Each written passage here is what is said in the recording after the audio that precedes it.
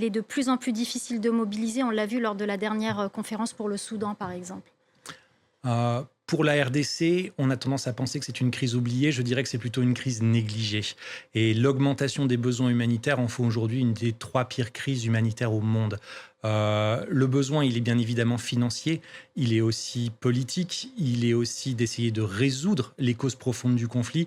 On ne peut pas répondre qu'aux conséquences. Il faut aussi se concentrer sur comment voir, comment construire l'après. Les populations ont absolument besoin de cette paix. Elles ont besoin d'un espoir constant. Les humanitaires essayent de rester sur place et de délivrer de l'assistance pour donner un petit peu d'espoir. Ça n'est pas suffisant et les acteurs internationaux doivent se mobiliser pour essayer de créer cet espace d'espoir. Alors, très rapidement, quelle est votre ambition de levée de fonds pour la RDC pour le 30 octobre prochain à Paris?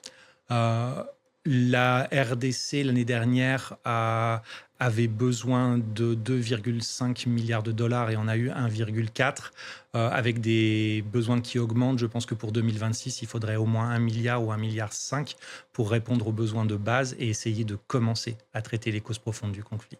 Merci beaucoup d'être venu nous parler de cette situation humanitaire critique dans l'Est de la RDC.